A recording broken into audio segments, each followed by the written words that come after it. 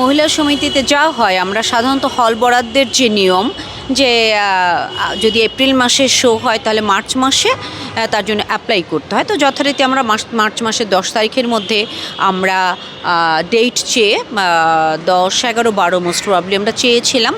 তো ঈদের পরে তারা যখন খুলেছে তখন আমাদেরকে তারা জানালো, মোস্ট প্রবাবলি সেদিন 6 তারিখ জানালো যে আপনারা ডেট পেয়েছেন হলো গিয়ে 13-14। আমরা সাধারণত শোয়ের আগের দিন রাতে রিহার্সাল করে এসে সেটটা রেখে যাই, অর্থাৎ পরদিন যাতে মানে আমি যেহেতু নিজে ডিরেক্টর এবং পাশাপাশি অ্যাক্টিংটাও করি, তখন আমার প্রেশার পড়ে যায়। আগের দিন গুছিয়ে গেলে ছেলেপেলেদের শোয়ের দিন একটু চাপটা কম হয়, পারফর্মারদের খাটুনিটা কম হয়। তো শুনলাম যে কালকে পর্যন্ত বন্ধ ছিল, আজকে খোলা থাকবে। তো আজকে সকাল 10টায় 9:30টায় আমার সেট রওনা হয়ে গেছে দল থেকে, আর আমিও তৈরি হচ্ছিলাম। তো আমি যখন তৈরি হচ্ছিলাম ঠিক 10:01 শারমিন নামে একজন আমাকে ফোন করেছে মহিলা সমিতি থেকে। সে বলল যে আপা এরকম আমাদের কাছে একটা চিঠি এসছে। কারা চিঠি দিয়েছে? বলে তৌহিদি জনতা, তারা শো করতে নিষেধ করেছে। তো সরি, আমরা শোটা করতে পারছি না। তো আমি সাথে সাথে জিজ্ঞেস করেছি আপনারা কি প্রশাসনের সহযোগিতা নিয়েছেন বা তাদেরকে ইনফর্ম করেছেন? বলে না, সেটা করি নাই। আমি বলছি তাহলে তাদের ইনফর্ম করেন। আজকে প্রশাসন যদি আমাকে প্রদর্শনীর যদি প্রোটোকল না দিতে পারে, সেই ক্ষেত্রে অপারগ হয় প্রশাসন, সেই ক্ষেত্রে তো অবশ্যই আমাদের শো ক্যান্সেল করতে হবে, কারণ আমি আমার ছেলেমেয়ে নিয়েও, দলের ছেলেমেয়ে নিয়েও রিস্ক নেব না, আর মহিলা সমিতিরও কোনো ক্ষতি হোক আমি চাইবো না। তখন বললো আপা ঠিক আছে, আমি একটু আমাদের সিনিয়রদের সাথে কথা বলে আপনাকে জানাচ্ছি। উনি আবার 10 মিনিটের মধ্যে আমাকে ফোন দিয়ে বললো যে সিনিয়ররা বলেছে দেশে তো কত কিছুই হচ্ছে, প্রশাসন কি করতে পারছে। সরি আপা। দেশ জুড়ে তোলপা ওয়ালটন ফ্রিজ কিনে আপনিও হয়ে যেতে পারেন মিলেনিয়ার।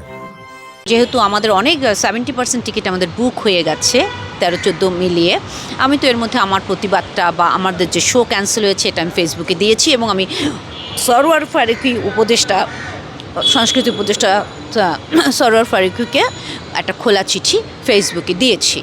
তার কিছুক্ষণ পর, ঘন্টা খানিক পর, অতক্ষণে প্রায় মানে 2টো বেজে গেছে, 3টার দিকে, 3:15 বা 20-এর দিকে আমাকে এখান থেকে মানে ওসি এসছে, এখানে এসছে মহিলা সমিতিতে এসে তারা খোঁজখবর নিয়েছে। তারা তেমন কোনো এভিডেন্স পায়নি, যেটা মানে তার ভাষ্য অনুযায়ী আর কি, আমি যেটা শুনেছি টেলিফোনে, যে ভাষ্য অনুযায়ী এমন কোনো এভিডেন্স পাইনি যে শো বন্ধ হবার মতো কিছু ঘটেছে, এরকম কিছু। তো তখন বললো যে আপা আপনি শো করেন, আমরা আছি মানে সার্বিক সহযোগিতায়। তো আমি বললাম ভাইয়া অলরেডি, তখন ওনার সাথে কথা বলতে 3:35 বাজে। না, থিয়েটার তো এভাবে করা যায় না। হুট করে আমি এখন আমার 50টা ছেলে মেয়েকে, ইভেন আমার মেকআপ আর্টিস্ট থেকে শুরু করে লাইটের লোকজন থেকে শুরু করে এই অর্গানাইজটা আমি এত অল্প সময়ের মধ্যে করতে পারবো না। আমি যেটার জন্য এতদিন ধরে খাটছি, আমি থিয়েটার করি, একটা মেন্টাল প্রিপারেশন। আর তাছাড়া আমি মূলত আমি থিয়েটারের মানুষ। হ্যাঁ, আমি আমার সবটুকু চেষ্টা দিয়ে আমি পারফেকশনে যাওয়ার চেষ্টা করি। সেখানে একটা আমাকে 2 ঘন্টা 3 ঘন্টা আগে আমাকে বললো যে এখন শো করেন, আমি করব, আমি সেটা তো করবো না নিশ্চয়ই। তো আমি বললাম যে ভাই এটা আপনি বুঝতে পারবেন না, থিয়েটারের মানুষ বুঝবে, এরকম 2-3 ঘন্টা শো অর্গানাইজ করা পসিবল না, এই ঢাকা শহরের এই জ্যামের শহরে পসিবল না। তারপরে আমাকে মহিলা সমিতি থেকে ফোন করলো যে আপা আপনি যদি শোটা, বুঝছি শো তো করা যাবে না তো অল্প সময়, তো আপনি আপনার প্রতিবাদ সভা ডেকেছিলাম। আমরা ভেবেছি এখানে একটা প্রতিবাদ সভা করব, প্লাস আমাদের দর্শকও যারা আসবে তাদেরকেও আমরা বিষয়টা শেয়ার করতে পারবো যে আমরা শোটা আজকে করতে পারছি না বা আমাদের শোটা আনসার্টেন। তখন মহিলা সমিতি থেকে আমাদের বলা হলো বারবার যে আপা সব ধরনের প্রোটোকল তো দেয়াই হচ্ছে, তাহলে আপনারা প্রতিবাদ সভাটা কেন ক্যান্সেল করবেন না? তো আমি বললাম যে এটা তো আসলে ঘোষণা দেওয়া হয়ে গেছে, আমরা তো আপনাদের বিরুদ্ধে কিছু বলতে যাচ্ছি না। আমাদের শোটা ক্যান্সেল করা হয়েছিল, তো আপনাদের কাছে একটা চিঠি এসছে, আমরা সেটাই বলবো। আপনাদের বিরুদ্ধে তো আমরা কিছু বলতে যাচ্ছি না, বা কারো বিরুদ্ধেই আমাদের কোনো নেই। আমরা শো করতে পারছি না, সেই পেইনটা তো আমাদের আছে। হ্যাঁ, সেই পেইনটা আছে, সেটা নিয়ে এই রকম ঘটনা বারবার ঘটছে, কেন ঘটছে, এরকম সংস্কৃতির উপর কেন এরকম বারবার আঘাত আসছে, সেখানে আমরা প্রতিবাদটা তো করবোই। বলে আপা যেহেতু সব কিছু মিটে গেছে, আপনাদের সার্বিক সহযোগিতা দেওয়া হচ্ছে, তো আপনারা প্লিজ প্রতিবাদ সভাটা ক্যান্সেল করেন।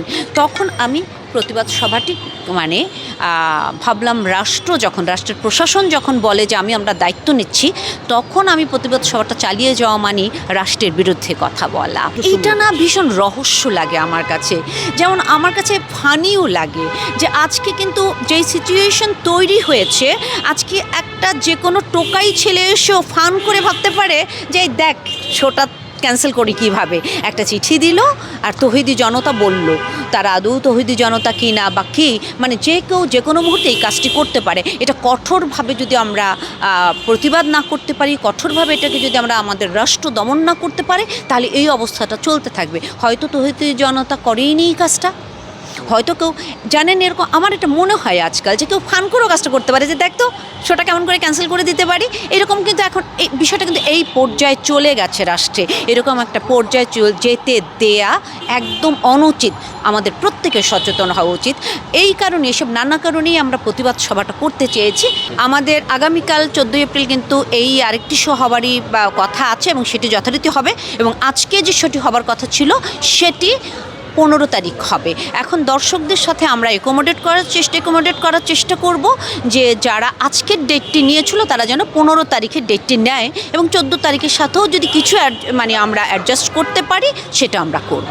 এইরকম উড়ো চিঠি যদি পরবর্তীতে আসে, সেই ক্ষেত্রে আমরা যা করব, আমরা আর মহিলা সমিতি বা কোনো হলের জন্য অপেক্ষা করব না, আমরা সরাসরি নিজেরা প্রশাসনের দ্বারস্থ হব যে আমরা শো করতে চেয়েছি, আমাদের হল তারা ক্যান্সেল করছে, যে অমুকে চিঠি দিয়েছে বা এরকম উড়ো চিঠি আসছে। সেক্ষেত্রে আমরা নিজেরাই প্রশাসনের দ্বারস্থ হব বলে মনস্থির করেছি।